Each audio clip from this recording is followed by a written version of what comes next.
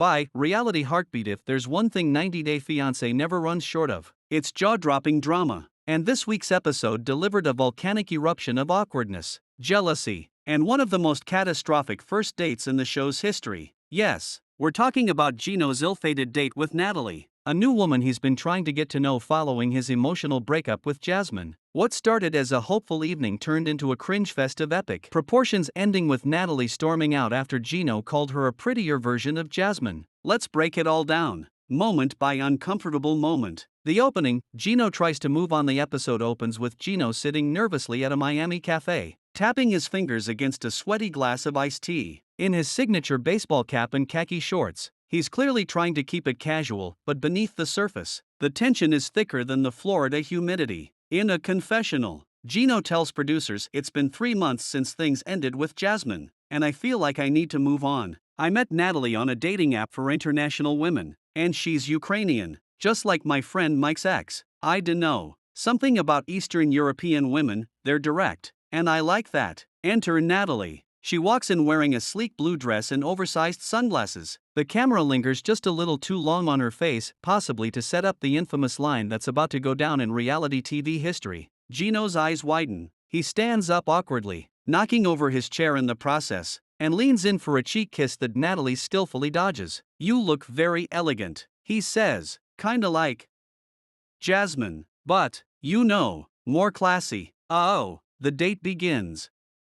Badly, they sit down and begin awkward small talk over calamari and white wine. Natalie, who's clearly trying to suss out Gino's intentions, keeps things cool and composed. She asks about his past relationships, his career, and why he's still single. Gino, perhaps trying to be honest or perhaps just wildly clueless, can't seem to stop bringing up Jasmine. "Jasmine used to hate when I ordered seafood," he says while poking at a shrimp. "But you're different. You seem more open-minded. And you have similar eyes, kinda like Jasmine's but bigger, you know?" In a good way. Natalie raises an eyebrow. "Why do you keep talking about your ex?" she asks with a half smile. "Is she still in your heart?" Cue the dramatic pause. No, not at all," Gino stammers. "I'm just saying, you remind me of her, but like, you're the upgraded version. You're like Jasmine too." The producers must have had a field day editing this sequence because the camera cuts to Natalie's face, then back to Gino, then back to her again in a slow zoom that screams, "Oh no." He did not just say that Natalie loses her patience at this point. Natalie has heard enough. She places her napkin down carefully, like a general preparing for battle. "Listen, Gino," she says, her accent sharp and her tone colder than the cocktail shrimp. "I did not come to this country to be someone's rebound, and I'm not your Jasmine too.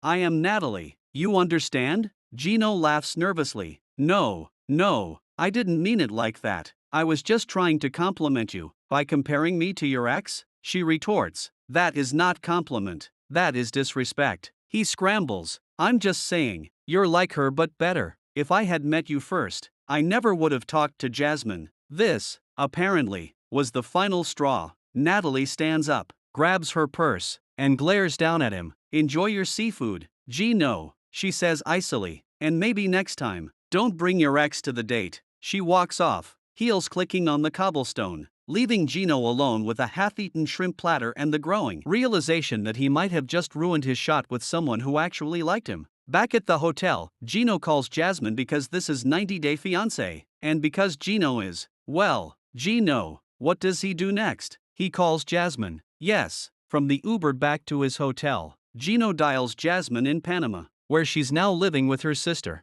Jasmine answers on the second ring, wearing a face mask and sipping wine. "Gino?" she says, incredulously. "Why are you calling me? I had a date tonight," he blurts out, "and it kinda reminded me of you." The producers must have known this moment would go viral. Jasmine sighs, then laughs bitterly. "You still think about me? Ha, poor girl. Whoever she is, I feel sorry for her. She looked like you," Gino says, almost dreamily, "but taller, less dramatic." "Less dramatic?" Jasmine snaps. "You were the dramatic one, Gino. You sent my private pictures to your ex." The fight escalates into a classic Jasmine versus Gino screamfest, complete with split-screen shots, subtitles, and dramatic violin music. The Uber driver, stone-faced, stares straight ahead like he's carrying nuclear codes. Natalie sighed, he needs therapy, not a girlfriend. Later in the episode, we catch up with Natalie in her hotel room, talking to producers. He talked about Jasmine more than he talked about himself. She says, shaking her head, he needs therapy, not a girlfriend, maybe also a stylist. She laughs, but it's clear she's disappointed.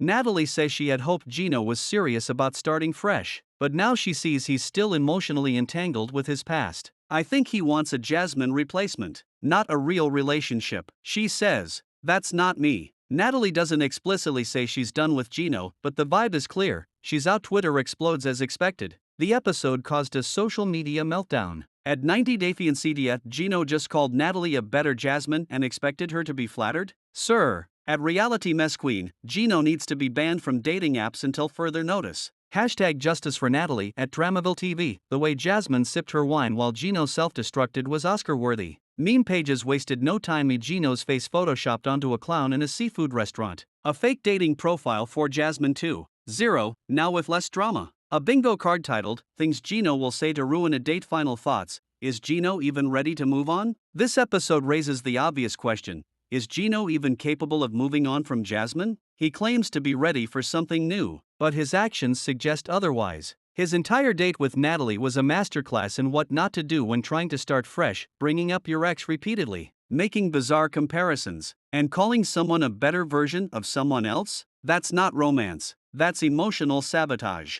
The truth is, Gino might still be emotionally tethered to Jasmine in a way that makes any new relationship doomed from the start. Whether it's love, obsession, or just unfinished business, the Gino-Jasmine saga isn't as over as he wants us to think. As for Natalie, she deserves better, and she knows it. Coming up next week, the preview for next week's episode teases more drama. Jasmine possibly flying to Miami? Gino attending a healing circle for broken hearts, with his baseball cap still firmly on. Natalie going on a date with Andre from a previous season? Plot twist. And of course, the question on everyone's lips, will Jasmine and Natalie actually meet face to face? Stay tuned. 90 Day Fiancé fans, if you thought this week was messy, next week is about to be catastrophic.